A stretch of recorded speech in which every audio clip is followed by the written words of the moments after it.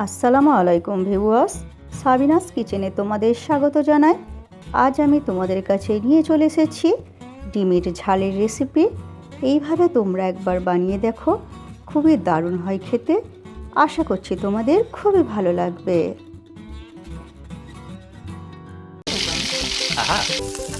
Yes.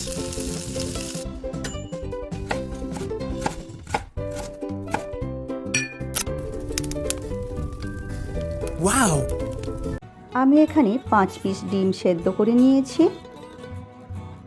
খোসা ছাড়িয়ে ডিমের গায়ে আমি এইভাবে দাগ দিয়ে নিচ্ছি। দুদিকেই আমি এইভাবে দাগ দিয়ে নেব। এইভাবে সমস্ত ডিমগুলো আমি দাগ দিয়ে নিচ্ছি। আমি মশলা পেস্ট করে নেব। আদা রসুন অল্প করে দিয়ে তাতে দুটো ছোট সাইজের টমেটো দিয়ে পেস্ট করে নেব।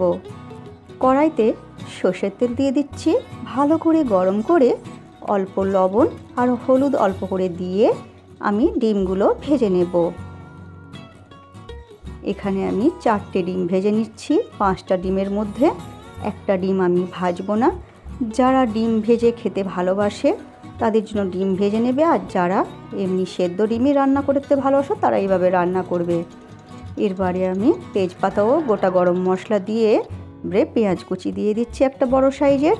হালকা লাল করে ভাজা হয়ে গেলে বেটে রাখা আদা রসুন ও টমেটোর পেস্টটা দিয়ে দিচ্ছি।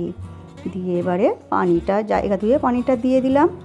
পরিমাণ মতো লবণ, 1/2 চামচ হলুদ গুঁড়ো, 1 চামচ লঙ্কা গুঁড়ো, 1 চামচ ভাজা জিরে গুঁড়ো, 1 চামচ ভাজা ধনে গুঁড়ো আর 1 চামচ মিট মশলা গুঁড়ো সব কিছু দিয়ে এরপর আমি মশলা ভালো করে কষিয়ে নেব।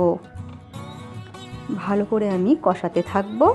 এখানে আমি শুকিয়ে রেখেছিলাম ধনেপাতা স্টোর করার জন্য, সেই শুকনো ধনেপাতা দিয়ে দিচ্ছি।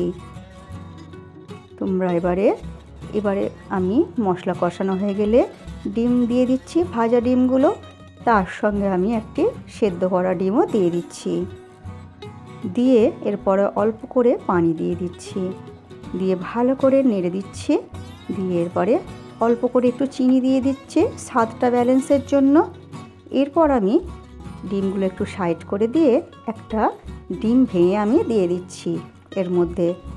এখন আমি বেশি নাড়াচাড়া করব না, একটু টেনে গেলে তারপরে আমি নাড়ব।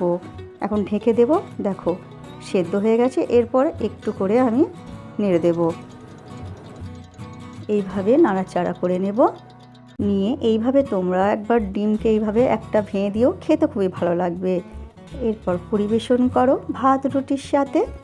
আমার রেসিপিটি ফেসবুক থেকে দেখলে ফলো করে দিও, ইউটিউব থেকে দেখলে সাবস্ক্রাইব করে পাশে থেকো। আমার রেসিপিটি শেষ পর্যন্ত দেখার জন্য তোমাদের অনেক অনেক ধন্যবাদ রইল।